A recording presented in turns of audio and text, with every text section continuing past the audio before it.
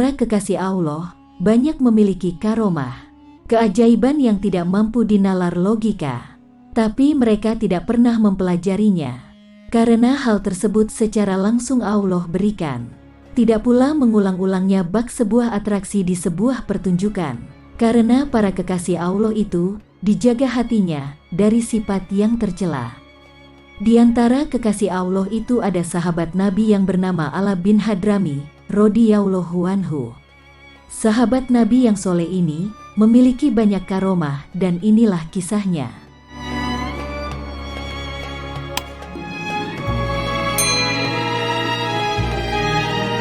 Dalam kisah yang pertama, Abu Hurairah radhiyallahu anhu bercerita, "Aku melakukan perjalanan bersama Ala bin Hadrami dalam suatu rombongan.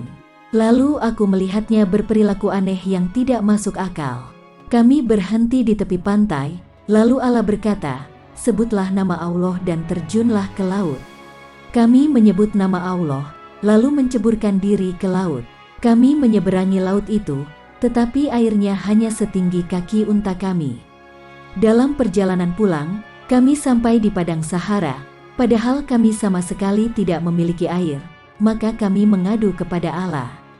Lalu ia melakukan salat 2 rakaat, lalu berdoa. Tiba-tiba langit gelap, kemudian hujan turun menyirami kami, sehingga kami bisa meminum airnya. Kemudian Allah meninggal dunia, kami menguburkannya di hamparan tanah berpasir. Belum jauh kami melanjutkan perjalanan, kami khawatir ada binatang buas yang akan memangsa jenazahnya.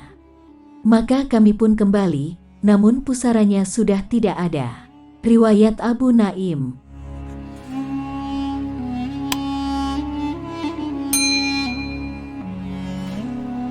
Dalam riwayat lain, Abu Hurairah menceritakan bahwa dalam suatu perjalanan, Allah menyeberangi laut dengan mengendarai kudanya.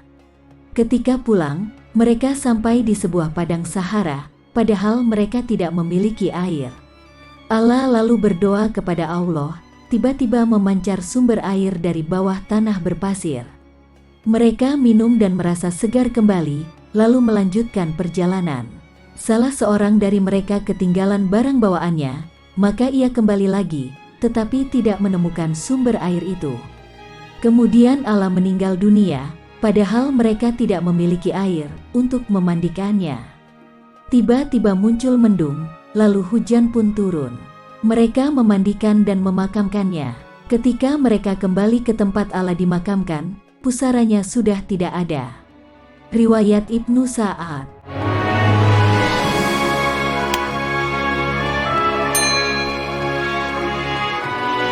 Dalam kisah yang kedua, Anas radhiyallahu anhu bertutur, "Aku menemukan 3 keajaiban yang dimiliki umat Islam ini.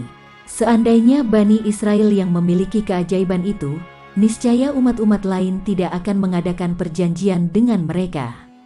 Salah satu keajaiban yang diceritakan Anas, Umar bin Khattab mempersiapkan pasukan perang termasuk Anas dan mengangkat Ala bin Hadrami sebagai pemimpinnya.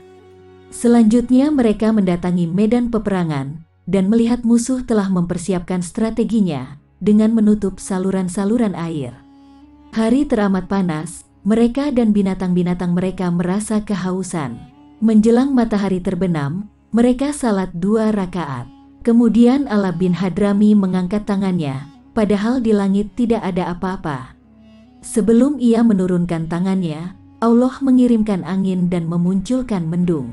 Lalu turunlah hujan, sehingga tempat berbatu yang sulit dilewati di antara 2 bukit penuh dengan air. Mereka minum dan membawa bekal minuman. Kemudian mereka mendatangi musuh, tetapi musuh telah melintasi teluk menuju daratan di seberang laut. Allah berhenti di atas teluk itu, lalu berdoa, "Wahai Zat yang Maha Tinggi, Maha Agung dan Maha Mulia." Lalu berkata, "Seberangilah dengan menyebut asma Allah." Mereka menyeberangi laut itu, airnya hanya setinggi kuku kaki binatang. Allah kemudian meninggal dunia dan dimakamkan. Selesai dimakamkan, ada seorang laki-laki datang dan bertanya, "Siapa dia?" Mereka menjawab, "Manusia yang paling baik, putra Hadrami." Laki-laki itu berkata, Daerah ini tidak bisa digunakan untuk mengubur jenazah, karena sering ada binatang buas yang menggali tanah untuk mencari makan. Sebaiknya kalian memindahkan jenazahnya ke daerah yang aman, 1 atau 2 mil dari sini. Mereka khawatir ada binatang buas yang memangsa jenazah Allah. Maka mereka sepakat untuk menggali makamnya, tetapi jenazahnya sudah tidak ada di sana lagi, dan mendadak liang lahatnya terlihat memanjang dan mengeluarkan cahaya berkilauan. Mereka menguruk makamnya kembali, lalu melanjutkan perjalanan. Riwayat Al-Baihaqi.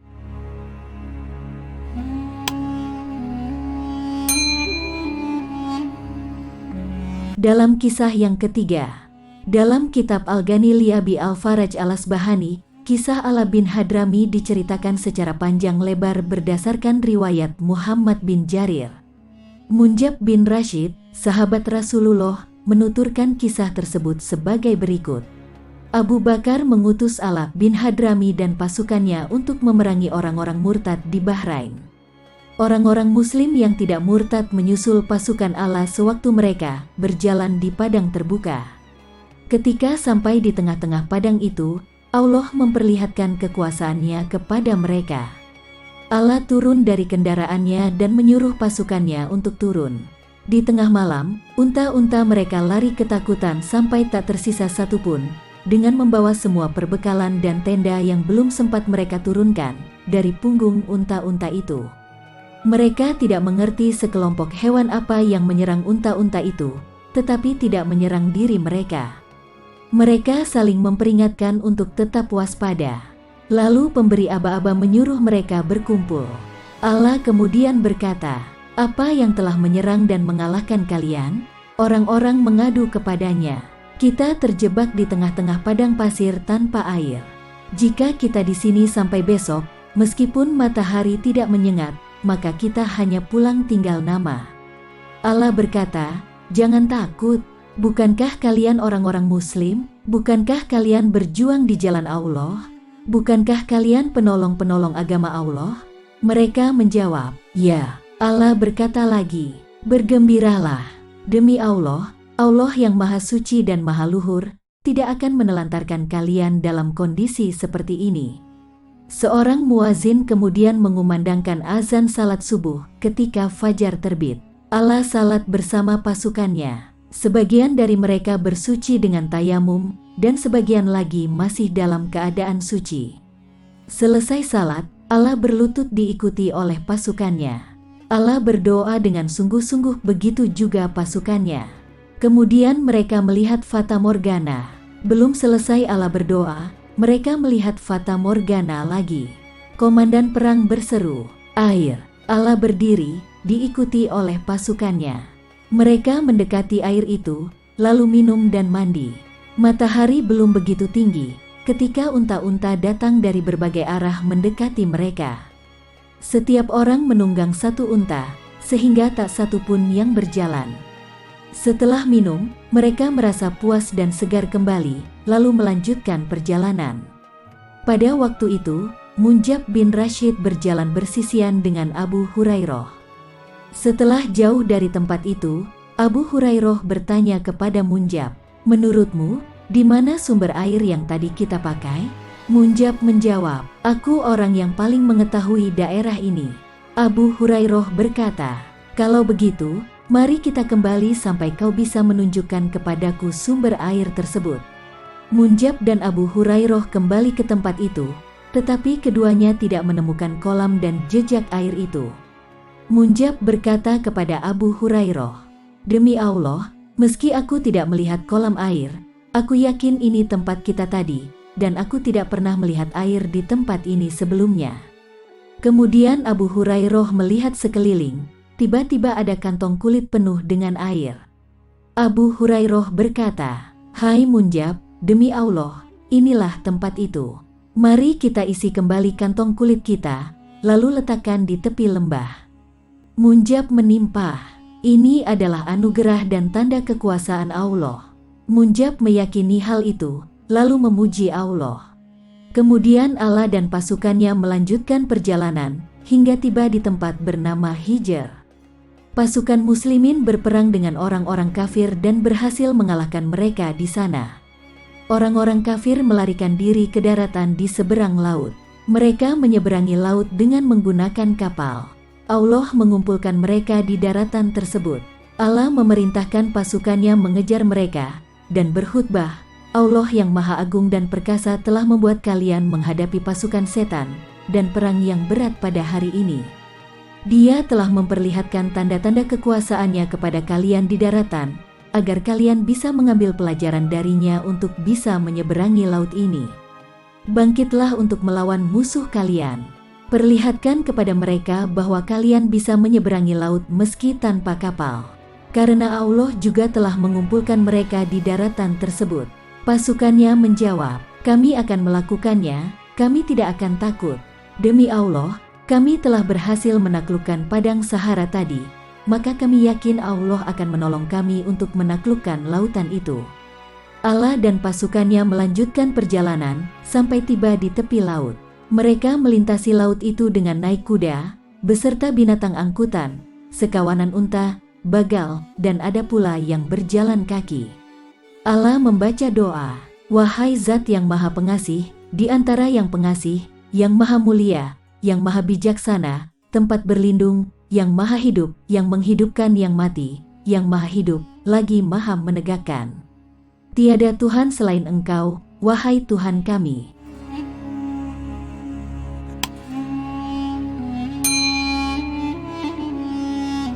Mereka melintasi laut itu dengan izin Allah, seperti berjalan di atas pasir, dan airnya hanya setinggi tapak kaki kuda. Laut itu biasanya ditempuh selama sehari semalam dengan naik kapal. Pasukan muslimin sampai ke daratan. Mereka tidak membiarkan satu orang musyrik pun lolos dan mengambil harta rampasan perang. Saat itu, pasukan berkuda kaum muslimin berjumlah 6.000 orang, dan yang berjalan kaki 2.000 orang. Selesai perang, mereka pulang dengan menyeberangi laut seperti sebelumnya. Atik menyenandungkan syair tentang peristiwa ini. Tidakkah engkau lihat Allah telah menundukkan lautnya dan menyerang orang-orang kafir dengan kekuasaannya? Orang yang membelah lautan kembali datang kepada kami, dengan keajaiban yang lebih mengagumkan daripada membelah lautan. Allah dan pasukannya pulang dari daratan itu, kecuali orang-orang yang ingin tinggal di sana. Di Hijr, ada seorang rahib yang masuk Islam. Rahib itu ditanya, apa yang mendorongmu untuk masuk Islam? Ia menjawab, ada 3 keajaiban pasukan muslimin yang telah aku saksikan, yakni munculnya banyak air di padang yang gersang, terbukanya jalan di lautan, dan doa mereka yang kudengar di udara seperti sihir.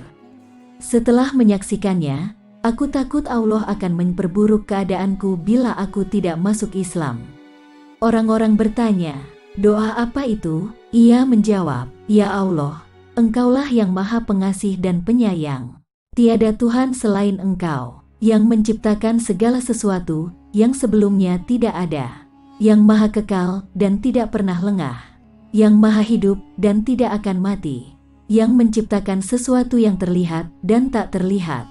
Setiap hari ada karena kehendak-Mu, ya Allah, yang mengetahui segala sesuatu tanpa belajar. Aku yakin kekalahan kaum kafir adalah kehendak dan perintah Allah. Sahabat-sahabat Rasulullah mendengarkan doa yang diungkapkan seorang rahib dari Hijr itu.